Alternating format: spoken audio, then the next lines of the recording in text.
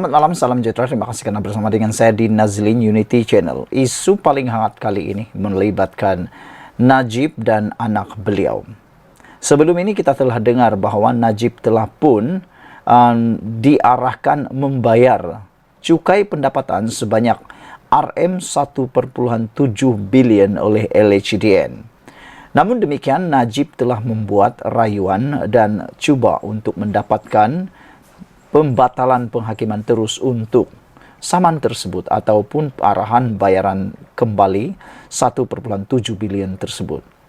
Saudara-saudara sekalian, hari ini berita buruknya ialah Najib sekali lagi gagal, atau dengan kata yang lebih mudah difahami, kalah di mahkamah apabila mahkamah sekali lagi menolak untuk mengenepikan permohonan Najib untuk mengenepikan penghakiman terus bagi membayar Rm1,7 bilion cukai pendapatan.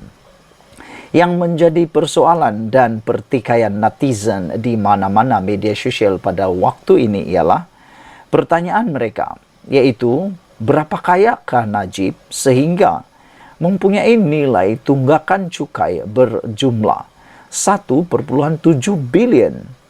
Bayangkan, kalau cukai pun dah berjumlah 1,7 bilion, kata para netizen, mereka menganggarkan berapa sebenarnya pendapatan Najib sebulan untuk waktu tersebut.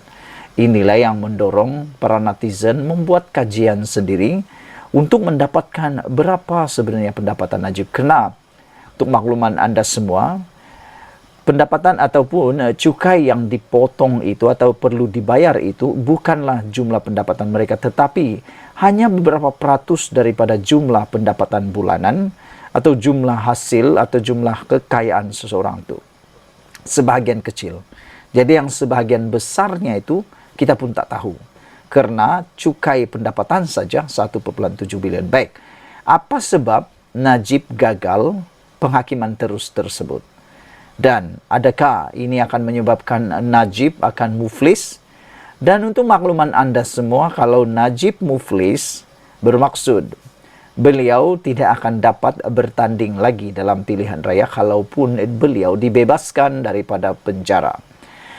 Selain itu, beliau akan kehilangan kelayakan untuk bertanding atau memegang apa-apa jawatan kalaupun beliau keluar daripada penjara untuk mana-mana jawatan kerajaan.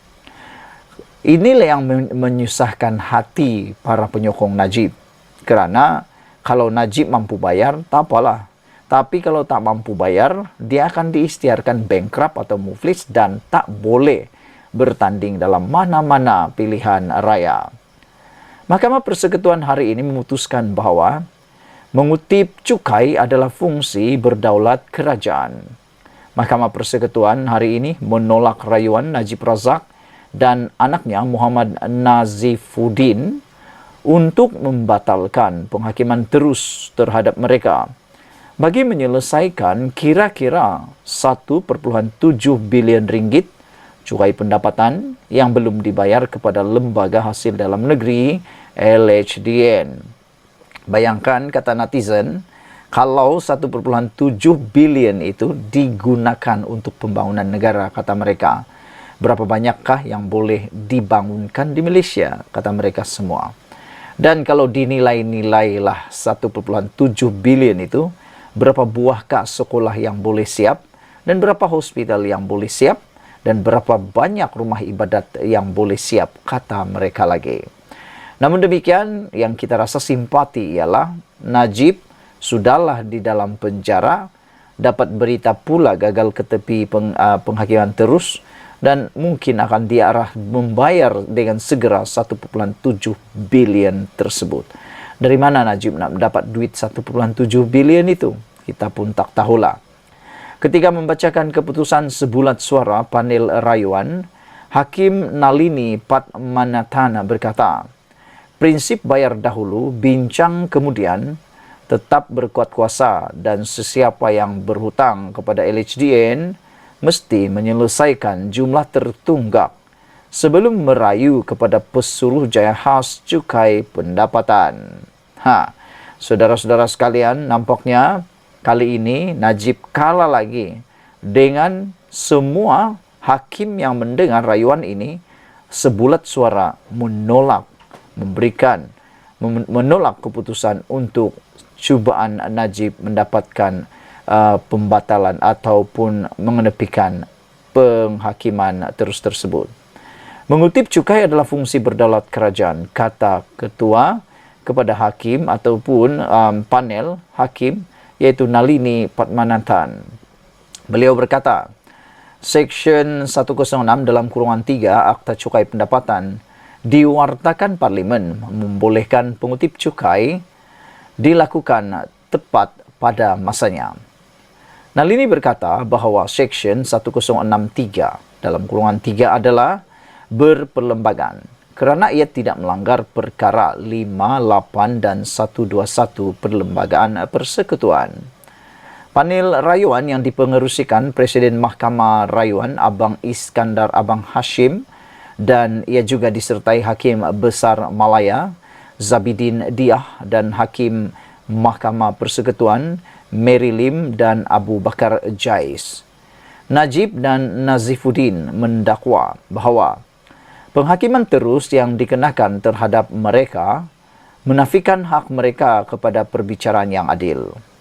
LHDN sebaliknya berhujah bahawa pihak yang terkilan tidak berhak untuk membentangkan pembelaan walaupun terdapat isu-isu yang memerlukan perbicaraan. Penghakiman terus diperoleh apabila mahkamah membuat keputusan kes berdasarkan afidavit tanpa mendengar keterangan saksi dalam perbicaraan penuh. Keputusan hari ini membenarkan LHDN untuk meneruskan prosiding notis kebankrapan yang dikeluarkan kepada Najib dan Nazifuddin 2 tahun lalu. Pada Julai tahun 2020, Hakim Mahkamah Tinggi Ahmad Bache memutuskan bahawa Najib perlu membayar 1.69 bilion kepada LHDN untuk tahun penilaian dari 2011 hingga 2017. Pada tahun yang sama, Hakim Mahkamah Tinggi Ahmad Zaidi Ibrahim yang kini menjadi Hakim Mahkamah Rayuan memerintahkan Nazifuddin, seorang ahli perniagaan, untuk membayar RM 37.6 juta cukai yang tertunggak dari tempoh yang sama. Pada 9 September 2021, panel 3 Hakim Mahkamah Rayuan yang dipengerusikan oleh Hakim Abdul Karim Abdul Jalil yang kini menjadi Hakim Mahkamah Persekutuan mengekalkan keputusan kedua-dua Hakim Mahkamah Tinggi tersebut. Saudara-saudara sekalian, apa-apa keputusan melibatkan Najib berkaitan dengan pembayaran cukai ini adalah dirisawi dibimbangi akan menjadi duluan kepada mana-mana kes. Jadi oleh sebab itulah adalah amat bertepatan keputusan daripada penghakiman ini, kerana jangan-jangan nanti kalau Najib berjaya menepikan penghakiman terus ini akan pula digunakan sebagai duluan kepada kes-kes yang akan datang. Selain itu, tepatlah bahawa LHDN mempunyai prinsip yang tak akan berubah sampai kiamat, yaitu prinsip bayar dulu, bincang kemudian. Jadi, saudara-saudara sekalian, yang paling menyedihkan Najib Tun Razak ini bukan kerana beliau gagal ke tepi penghakiman terus bayar RM 1.7 bilion itu, tetapi apa yang dia dapat ialah, yang paling menyedihkan ialah keputusan hari ini membenarkan LHDN untuk meneruskan prosiding notis kebankrapan yang dikeluarkan kepada Najib dan Nazifuddin 2 tahun lalu. Makna kata, Najib sudah diberikan prosiding notis kebankrapan. Kalau ianya sampai ke peringkat yang paling akhir sudah, bermaksud Najib memang tak boleh tanding dalam mana-mana pilihan raya sekalipun atas sebab bankrupt atau muflis. Sekian dulu untuk kali ini. Jangan lupa tinggalkan komen anda, tekan butang subscribe. Malaysia kita punya, kita juga sama-sama cintai Malaysia. Kita jumpa lagi. Bye-bye.